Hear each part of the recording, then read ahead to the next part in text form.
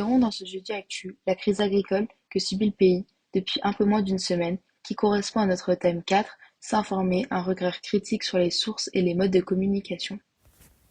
Une crise agricole agite le pays en ce début d'année 2024, ce qui provoque de nombreuses manifestations de la part des agriculteurs en colère. Cette mobilisation est le fruit de l'évolution des conditions de travail et de vie des agriculteurs français au cours des dernières années. Le président de la FNSEA, Arnaud Rousseau, a annoncé mercredi sur France Info qu'une quarantaine de revendications claires seraient publiées. Cependant, les principaux motifs de la colère du secteur sont déjà connus. Les prises de parole des représentants des principaux syndicats révèlent une multitude de revendications. Tout d'abord, l'une des principales revendications des agriculteurs s'articule autour de la disparition d'un avantage fiscal sur le gazole routier. Ce carburant similaire au gazole est destiné aux tracteurs, mais pour inciter les professionnels à consommer moins, le gouvernement s'est engagé sur la voie d'une diminution de la détaxe.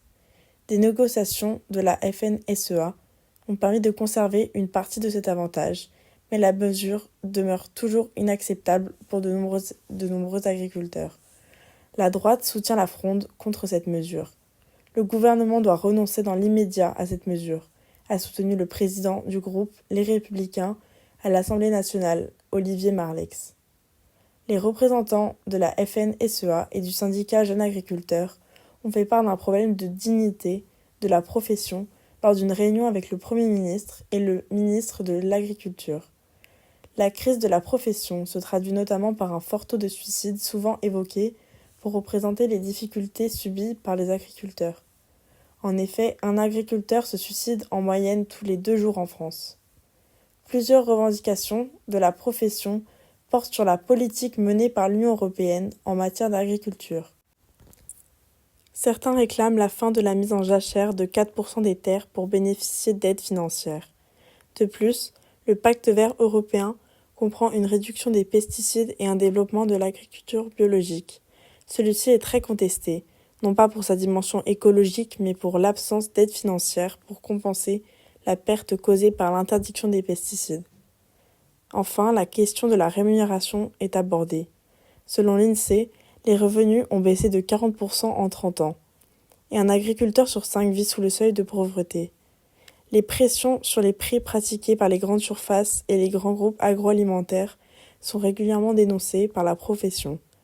Nous demandons à Emmanuel Macron une loi interdisant strictement l'achat de nos produits agricoles en dessous de leur prix de revient, a ainsi réclamé la Confédération paysanne sur X. Cette partie, les réactions du gouvernement et de la France face à ces révoltes qui durent depuis une semaine, puis l'accident qui fait polémique depuis mardi matin.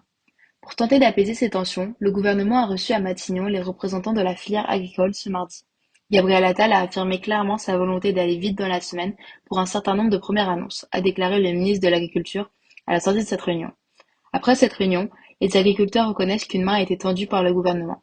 Cependant, le président de la Fédération nationale des syndicats d'exploitants agricoles a, lui, indiqué qu'il n'y aura pas de levée des actions menées par des agriculteurs en France pour leur exprimer leur désarroi tant qu'il n'y aura pas de décision concrète de l'exécutif.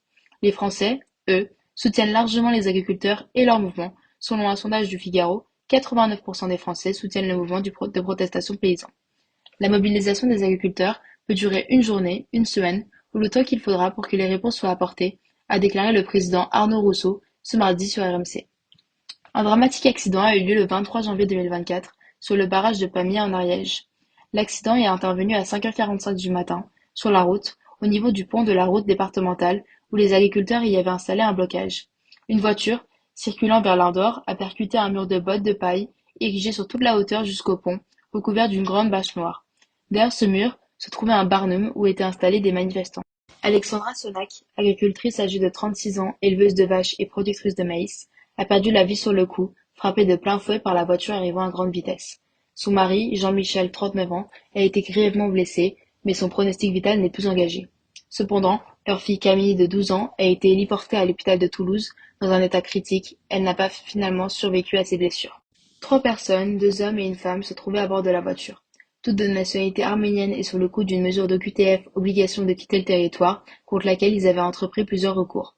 Ce drame pourrait conduire le gouvernement à accélérer, Matignon vise de premières annonces en fin de semaine lors d'un déplacement du Premier ministre.